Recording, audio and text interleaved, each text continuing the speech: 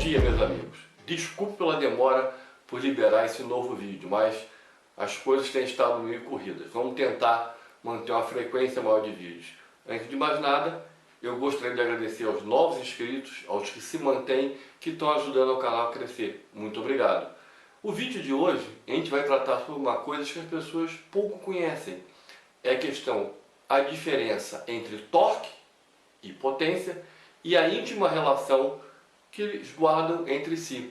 Para isso, a gente vai ter que olhar um pouquinho de física, uma base de física, sim, porque tem uma base teórica envolvida. Aliás, sempre tem, embora as pessoas muitas vezes digam, a prática é uma, a teoria é outra. Não, não é assim. Na prática tem sempre uma teoria envolvida, uma teoria que dá o suporte que muitas vezes a gente desconhece. Mas antes de eu começar, eu vou pedir a vocês para não esquecerem de se inscrever, acionar o sininho, curtir e dar o like. Já fizeram isso? Ok, então vamos lá, vem comigo, vamos conhecer e entender um pouquinho o que é torque, a potência, a relação entre eles e como a geometria do motor afeta isso diretamente. Vamos nessa, gente. Vamos lá, minha gente. Vamos agora entender o que é torque, o que é potência e a relação entre eles. Torque também é conhecido como o momento de uma força. De maneira bem simplificada, podemos entender o torque como a capacidade que uma força tem de provocar rotação, trazendo para o nosso mundo automotivo, girar as rodinhas, né? Fazer girar as rodas do carro. Se você olhar a fórmula do torque, torque é força multiplicado por R, onde R, olhem no primeiro desenho, é a distância, ou seja, o comprimento, ou seja, na verdade, a distância entre o ponto central do que desejamos rotacionar e o ponto em que vamos usar força. Esse objeto a gente chama de braço de alavanca.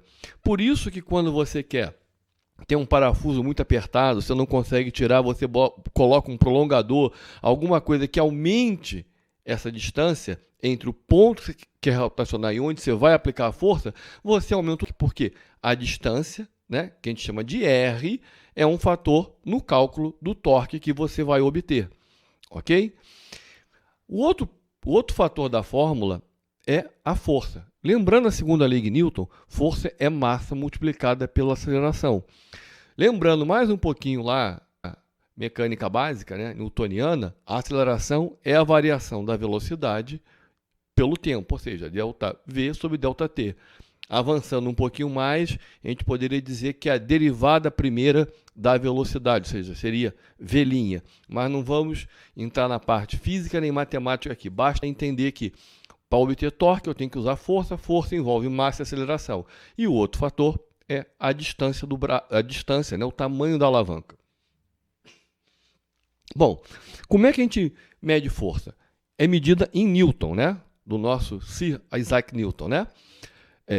E a unidade de distância internacional é o metro. Então, por isso que quando você pega o seu torquímetro lá, na oficina, ou você vê, ele está em Newton-metros. Por quê? Newton vem da força e metro vem da unidade de medida. E geralmente, tem medida em quilograma-força-metro, quando a gente mede torque. E 1 kg/força-metro equivale a 9,8 newtons. Ah, mas por que isso? Porque a gravidade na Terra, em condições normais de temperatura e pressão próxima à Terra, ela tem 9,87 metros por segundo. Então, o que acontece? Esse torque, 1 kg/força-metro, é o que equivale a uma gravidade. Então, o que é isso? É a força que precisamos para sustentar uma massa a 1 kg aqui na Terra. Esse é o quilograma-força-metro. Ok? Importante aqui na Terra, porque a gravidade é uma força que atua na conta. Massa é intrínseco e o peso, na verdade, é uma massa multiplicada pela gravidade aplicada sobre ela. Ok? Bom, no Brasil, a unidade que a gente mais usa é o quilograma-força-metro. Vamos dar uma olhada agora no desenho de baixo, naquele que eu peguei da internet, que está bem legal.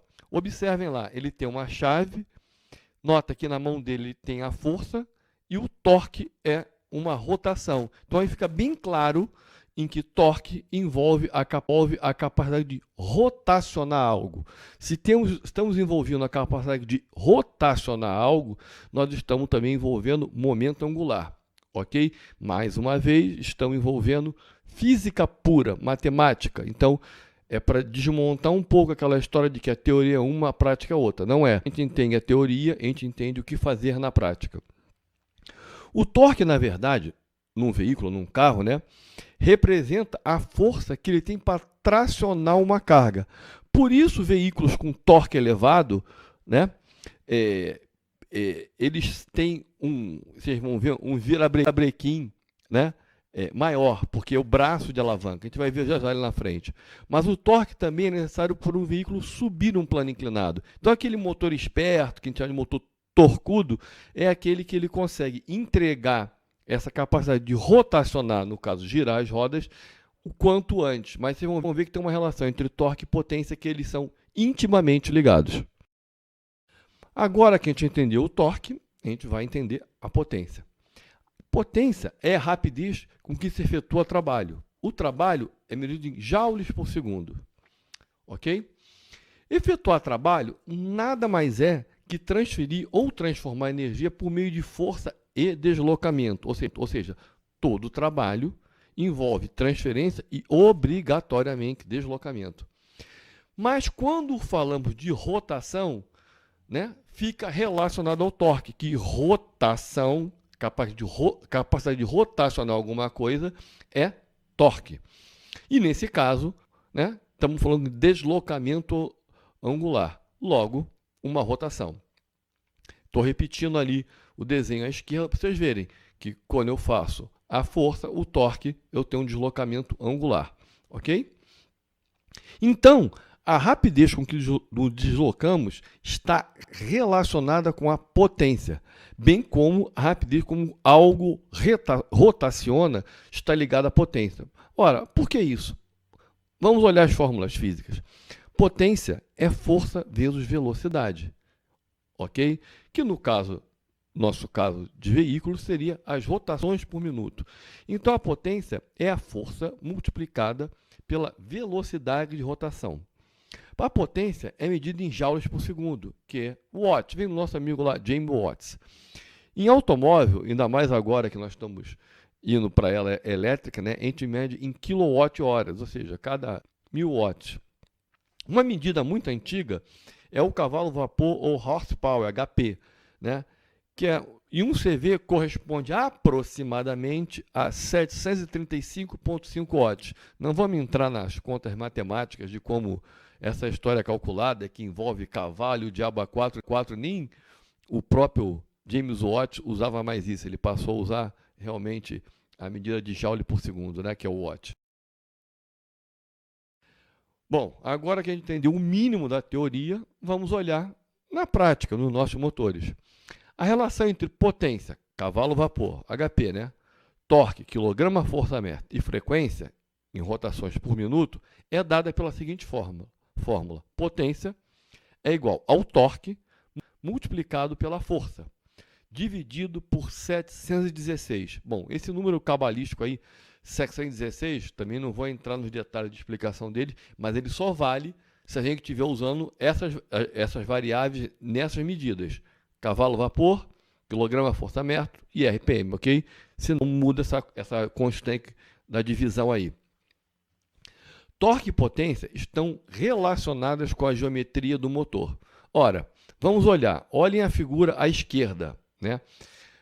Primeiro, a figura B, vocês observem que o virabrequim ele tem um comprimento maior do que o virabrequim da figura A. Esse virabrequim, ou girabrequim, como alguns chamam, é o nosso braço de alavanca.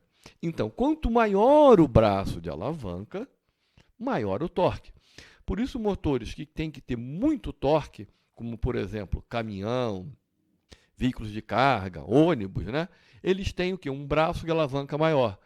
Com isso, eles têm um torque maior. Porém, ao fazer isso, vocês observem que o curso do pistão, observem na figura à direita agora, do curso do pistão do desenho da figura B é maior que o do A. Então, o que acontece? Ou seja, é mais longo o caminho para ele executar um ciclo completo. Então, ele vai oferecer menos rotações por minuto. Por isso que um caminhão, um ônibus, né, muitas vezes ele tem muito torque ali para arrastar uma carga, mas ele tem pouca rotação. Por quê?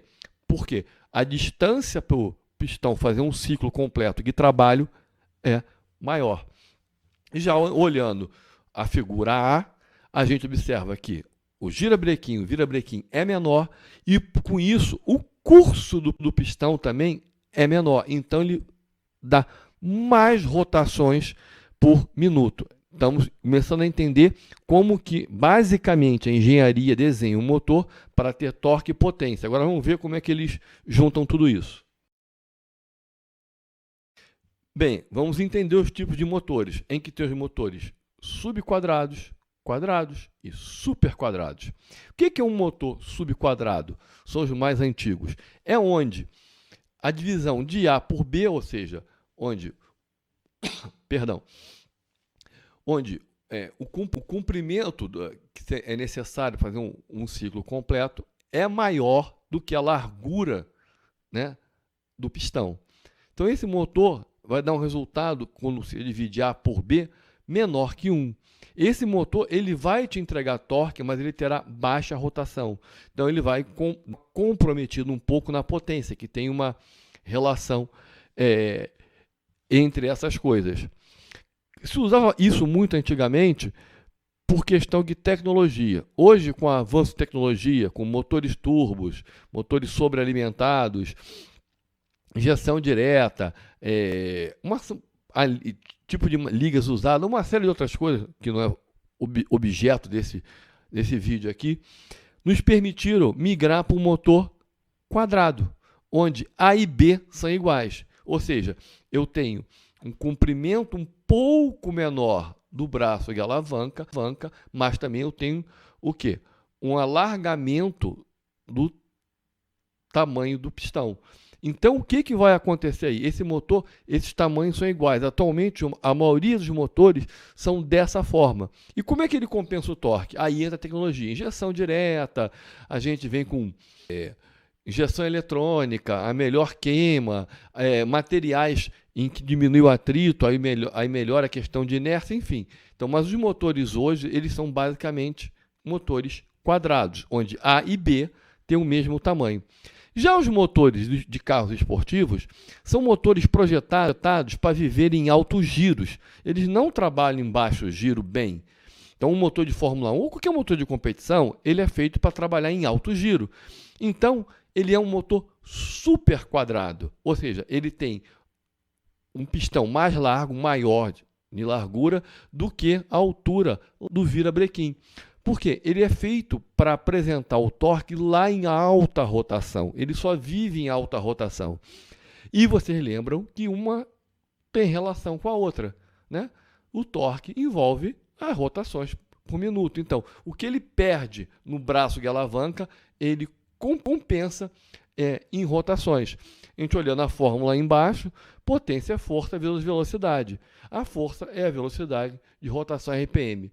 À direita, eu coloquei um gráfico tipicamente de estudo de torque e potência.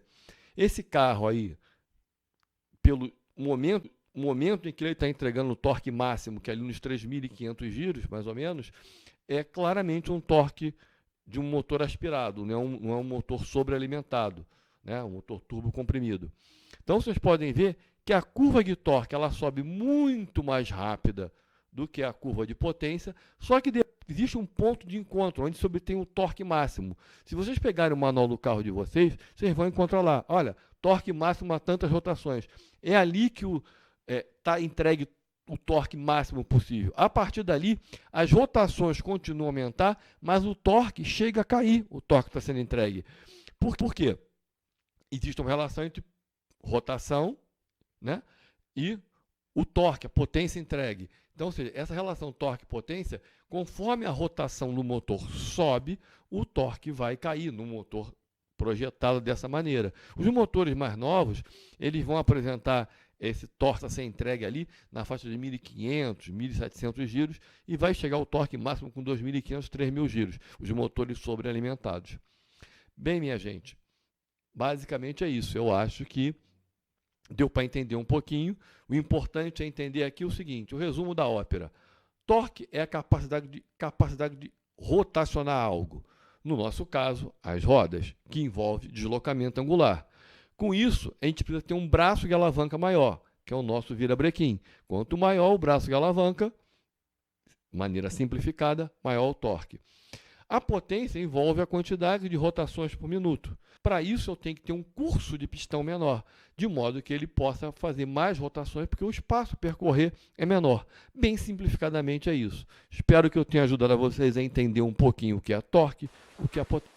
Bem, galera, agora que a gente conhece um pouquinho o que é torque, o que é potência, a relação íntima entre eles, como a geometria do projeto do motor afeta diretamente isso, ou seja, na verdade, como o motor é projetado segundo o que é preciso, mais torque, mais potência ou equilíbrio entre eles, e a gente também viu que em cima disso tem uma teoria física, sempre tem uma teoria apoiando algo na prática. Bem, meus amigos, para esse vídeo era isso. Eu gostaria de agradecer a todos vocês pela força que tem dado ao canal. Lembrar mais uma vez, não esquecer de se inscrever e acionar sininho, curtir, compartilhar. Um bom final de semana para vocês. Saúde e paz a todos vocês.